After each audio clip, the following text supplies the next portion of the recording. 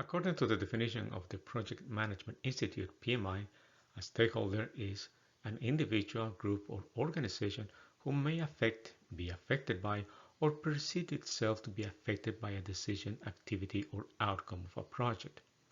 The Association for Project Management, APM, also has a definition. Stakeholders are all those who, with an interest or role in the project, or who are impacted by the project. In both cases, the stakeholders have a vested interest in the outcome of the project.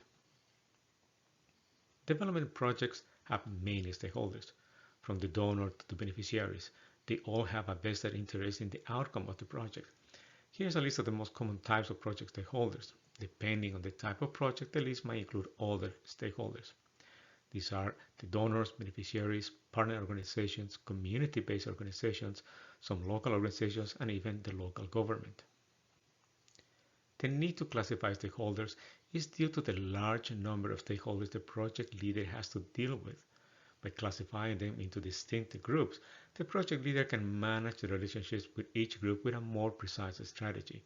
All stakeholders are not created equal, so it's important that the approach to manage the relationships is according to the type of stakeholder.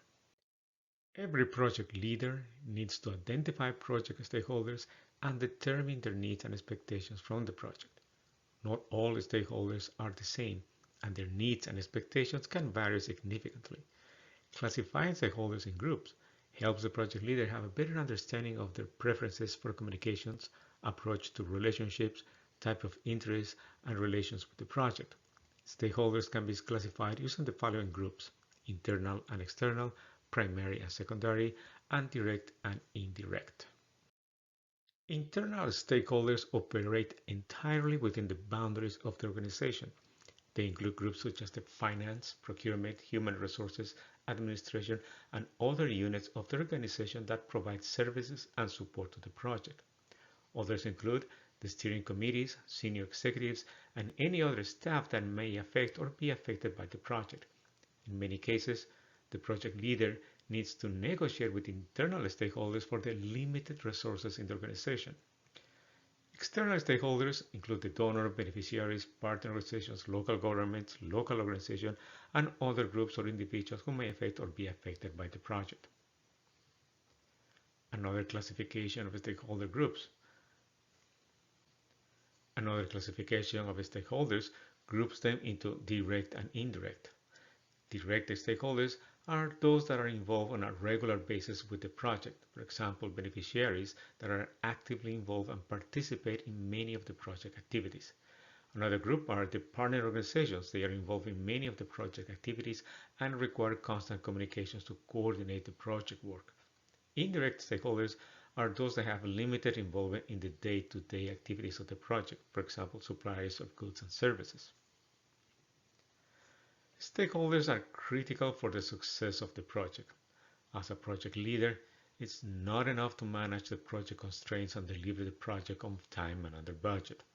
The project leader has the responsibility to manage the relationship with the various stakeholders. Managing this relationship is difficult because the project leader has no direct authority over them and therefore must use leadership skills to build and sustain their interest and support to the project. This is especially true for key stakeholders that have a high level of influence or power on the project, such as donor, beneficiaries, partner NGOs, and even local government officials. Many projects fail because the stakeholders' expectations and interests are not sufficiently understood and managed. Note that the stakeholder management is synonymous with relationship management. The goal is to gain and sustain their commitment to the project. Managing relationship with the stakeholders requires some careful consideration of critical success factors that will ensure the relationships are meaningful and productive. These are some of the critical success factors. Open communications based on constructive dialogue are important to build relationships. The project leader needs to provide timely information that will help stakeholders make decisions. Honesty and transparency in all project actions. The project leader will make this a feature of all relationships with the stakeholders. Provide opportunities for participation and involvement in critical project decisions.